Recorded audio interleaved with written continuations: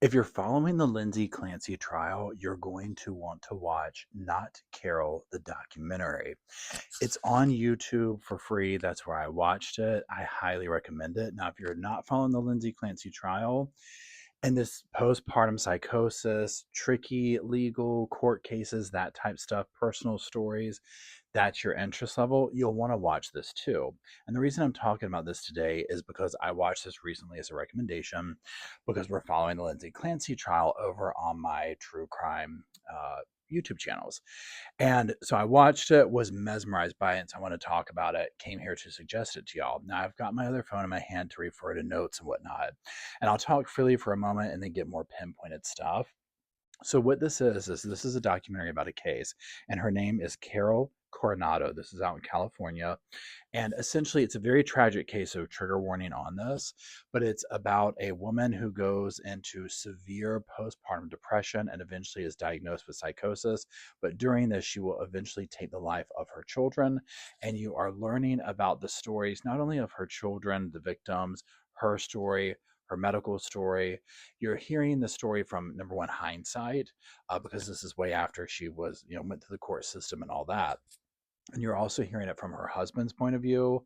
And you're also hearing from other people, other women who have gone through this, from all ends of the spectrum. Some who did the ultimate unthinkable of taking the life of their child, all the way to women who didn't do that, but just are expressing like their thoughts. And like, this is like what the intrusive thoughts were like.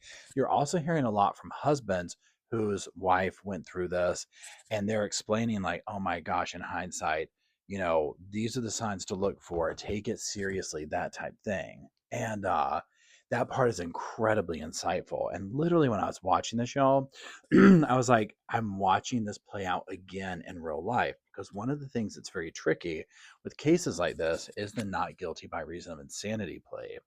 And it's very, very hard to get. And it kind of varies from like state to state. And honestly, I think it can also get political. And in my opinion, that's how this played out in this documentary, but we'll talk about that in a second. So you learn the story of Carol, you learn what happened that day, but you also hear from so many people around her, and you see the cries for help she was doing and just the slow downward spiral that she went into. And it's literally like leaves you with goosebumps, right? Now, also, it doesn't feel like a very high production documentary, which to me also makes it feel more real. Think the difference between Netflix, like we review a lot of this here, and it's like, okay, they got it down to a formula. It's this, blah blah blah blah blah. There's tons of stuff left out or whatever. Now, I will say this documentary is very much geared towards, like, say, the defense's point of view. They do talk to the prosecutor who was involved in the case, and she does talk about what her thoughts were. And I mean, again, she was prosecuting this as, hey, she might have something wrong with her, but these actions are horrible, right? And so you get both sides, but it's very much the defense's side of, she has issues. She did not know right from wrong. And you're seeing it through that perspective. And of course, the eyes of her loved ones and whatnot. So, reason being that I'm telling you that is, I'm not trying to pretend like it doesn't have a bias in that way. It is mostly told with that taking the forefront. Okay.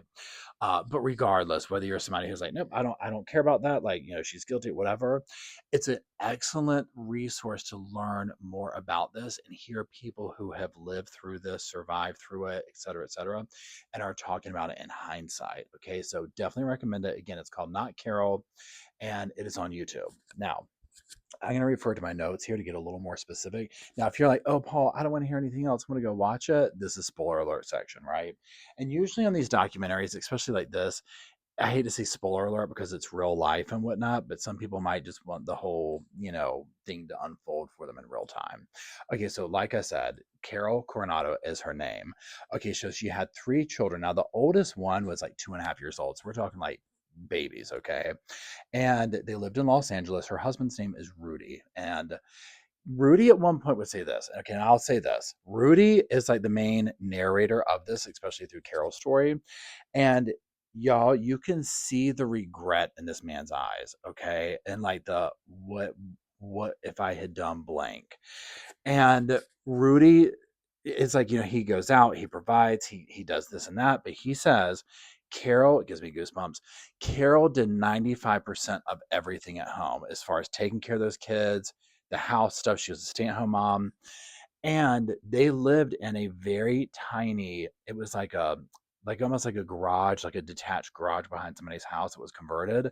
So think like almost a one like little studio thing. That's where they lived. So they were really scraping by, you know, just getting by, okay? But in the pictures that I saw and like the story of them before the whatever happened to Carol took place, they did have love, right? These children were cared for. Everyone spoke so highly of her, and you could see this transition in her all the way to her court days from like pictures. I mean, it's drastic, right? So, but he speaks and he's like, and he even said, I'm quoting him, he's like, she was a better person than I am. He was like, she was much better than I was. He was like, I should have done more. He was like, I went out, I provided, I'd come home, and it is what it is, right?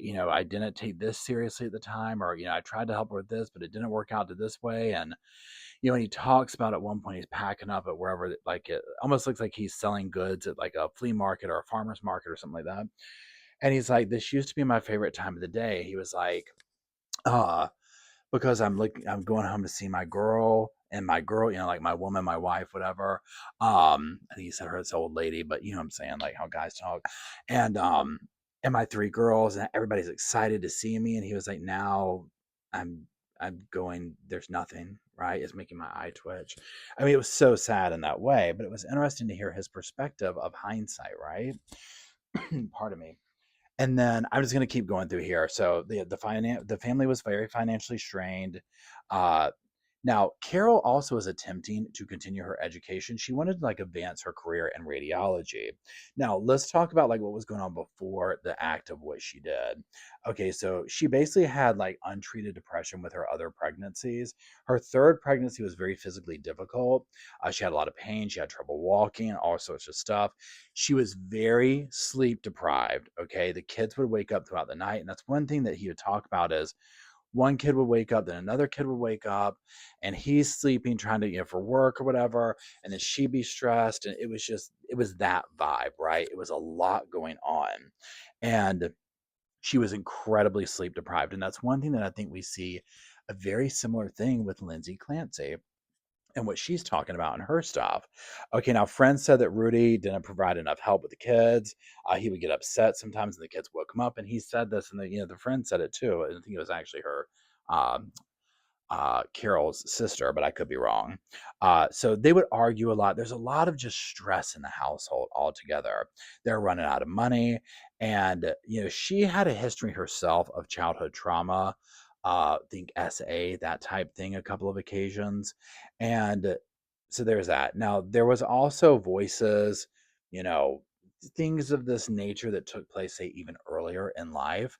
Now, leading up to this, like say the weeks before, she's complaining, she's exhausted, she's hungry, she's overwhelmed, like all this stuff, right? And like at a family gathering, somebody was like, she just seemed like she wasn't there. Like she was just vacant, like going through the motions type thing. And like they were even like one of the kids was doing something, and it was like she was just checked out, right? Just not even present. But not in like a bad way, but just like in a what's going on here kind of a way. Like she would do things like go outside and turn the electricity off to the house, like just almost like glitching, literally, right? Okay, then she gets very aggressive with Rudy, her husband. She was never violent before. Like this is like out of the blue or whatever. Um, One of the family members noticed during these things where her eyes were dilated, like her pupils look different. And I mean, in court when they show her, y'all, she looks completely different. She has that look, very similar to what Lindsay has, right? Okay, now the morning of what took place. So she gets up, and let me just say this. So there's like a little situation that takes place between her and Rudy. There's argument, whatever. He goes off to work. He calls her mother, and it's like she's acting strange or whatever. During this day, and I'm not faulting the mother for this, it is what it is. Carol will call her mom 20 times and leave 20 voicemails, and they play these in the documentary. And her mom was like a school bus driver or something, and was like she couldn't, for obvious reasons, like she didn't have access to her phone in these messages, so she would get them when it was too late or whatever. Now I'm going to read off the little bullet points I put here for the things she said because they'll play the messages. She's talking. She sounds frantic and frightened and begging her mother, please call, please come over. Things aren't right over here. Things feel strange. I'm really scared. Going on and on and on. We're running out of money. We had a fight this morning. I don't know what to do. It just sounded like somebody who was literally at their breaking point on multiple levels. Remember, she's at home with 3 kids. So she's actively like, please come, please come, please come. And again, I'm not faulting her mother. I'm sure the guilt she lives with. She had no way of getting these messages, right? I mean, again, for obvious reasons. She's driving a school bus. You don't want, you know what I mean? Like a school, you don't want them like on the phone or whatever. It's just unfortunate that this worked out this way. Now, also another friend would talk, and she was supposed to look after the girls that day. And it was something like Carol or somebody was supposed to drop the kids off, and they never did, of course. And she was like, oh my God, if I had just been able, like, if my car, I think she had car problems or whatever, the babysitter. And she's like, if I had just maybe gone over and gotten them, they'd still be here. And the guilt she had was absolutely soul crushing. Okay, so then, now this gets confusing the way like the edits are on this. So basically, Rudy, um, he leaves or something. He comes back, and remember, he contacts her mom in the morning. He's like, things are weird, whatever. Okay, so essentially what's described is it's like Rudy's working outside or something, and then Carol's mom comes after work. And she talks about like going in the house and seeing the 3 girls who she thought were asleep, and it's like they weren't asleep though, right? And then her daughter is like eventually naked in the corner, like almost like this. She described it like with a knife, like this, like a wild animal, she said. And just, I mean, completely bizarre. Of course, she'll learn that the children are, she's killed the children, right? And apparently she had these knives laid out or whatever. Okay, so then when this is trigger warning, y'all, she will lift one of her breasts up and stab herself pretty good. Like it goes into her lung, like it's bad, right? So you already know where this goes, okay? And the husband said, at first, and it's almost like you're hearing the emotion he spoke with. He was like, I wanted to take her life too. He was like, I wanted to take her life. I was so angry. I was so everything. Because your world is wiped away immediately, right? And so that takes place. Now let's fast forward. Let's get to the court thing. Okay, so she goes up for not guilty by reason of insanity, and they talk to all these psychiatrists and doctors in this, and they're like, oh yeah, this is we met her, it was this, it was that. And you can really tell like there is something really off with Carol, right? And that multiple doctors diagnose her with this and this, that, and the other. Okay, so again, major spoiler alert here. She goes to trial. Now it's the 2 separate trials. It's the, did she do this to the 3 children, and insanity after that. She chooses a bench trial. Okay. And in choosing a bench trial, it's for the judge. The judge finds her guilty of what she did to the children, which is kind of obvious. And then it goes to the insanity thing, which he will find her not insane, like not insane at the time she knew right from wrong. And he will sentence her to 3 consecutive life sentences for these children. And he'll basically say, like, I acknowledge you've got some stuff going on, but you can get that treatment in prison, kind of a thing. Now, the prosecutor who did this case was like, yeah, I went to the children's autopsies and saw their little bodies on slabs. And she was like, well, I understand and respect that she has a situation going on. These actions, no go. Absolute no go. Now, a couple of things. One thing they do in this documentary is they talk to multiple other women who had this. And it ranges from women talking about just their experience, but say they didn't take the life. And like one woman was talking and she was like, I'd be holding my baby. And just this thought would come in of like, well, what if I just rammed her head into the cabinet? And she's like, well, what do you, I don't want to do that. Why am I thinking that? I don't want to do that. Like, okay, now let me put the baby down. Like, why did I think that kind of a thing? And she's like, it was like this all day long, right? Like these thoughts of like, this is not me. I would never want to do this. I don't want to harm this little thing. And she's like, and then the next day it might be more love, like whatever. Others were like, I would cry and cry and cry. And it's like crying like you've never done before. It absolutely just is killing me right now, even remembering talking about it. So you get this perspective. Well, one woman was talking who actually took the life of one of her children, and she got not guilty by reason of insanity and basically was able to get reformed. She got her nursing license. She went back out. She essentially specialized in helping women with postpartum and stuff. and I couldn't 100% tell if she started another family or whatever, but it was something like that. And I don't know if she's from America or I'm not sure where she was from.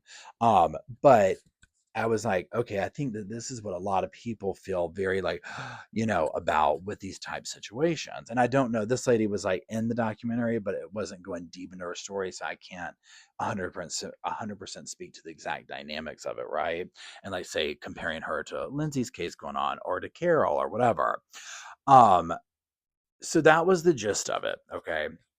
Now, again, it was almost like you were watching the after effects of the trial that is currently going on right now, but seeing more like of the grittier behind the scenes version of it, if that makes sense. I don't know how to describe it, but it was fascinating to me. And it was a really good look and gave me so much more insight into not guilty by reason of insanity, what it's like, going up to a bench trial with something like that, what postpartum is like, all the things. And then also the hindsight of people involved, husbands, mothers, children, brothers, all the people, right? So I highly recommend it.